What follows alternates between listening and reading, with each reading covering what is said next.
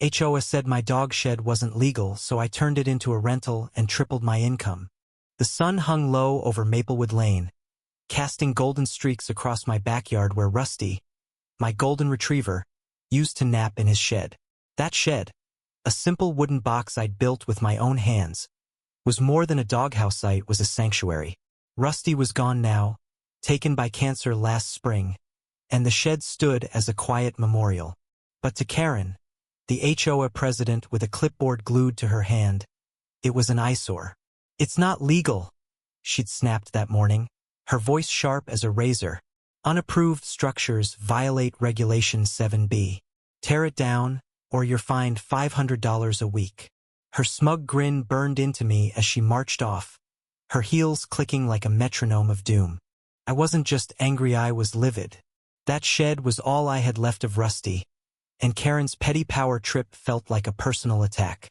Maplewood's HOA had always been a thorn in my side, with their endless rules about fence heights and grass length. But this was war. I stood in my yard, staring at the shed, its weathered planks still smelling faintly of dog fur and pine.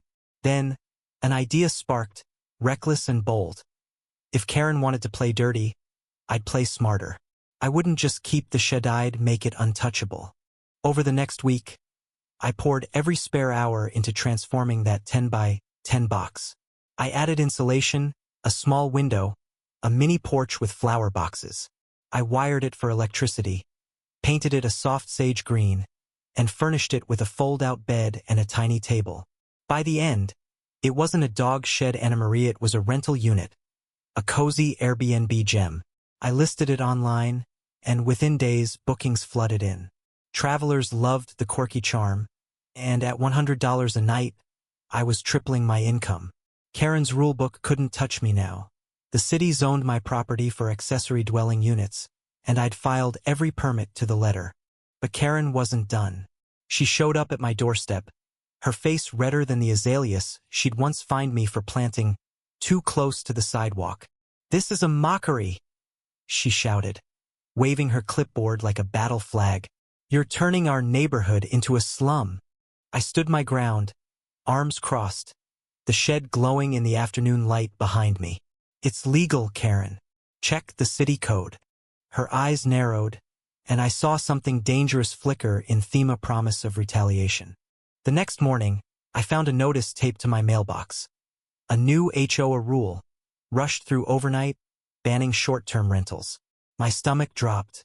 Karen had rallied her loyalists, and they'd rewritten the bylaws to crush me. Guests canceled, my inbox filled with refunds, and my income plummeted. I stormed to the HOA meeting that night, ready to fight.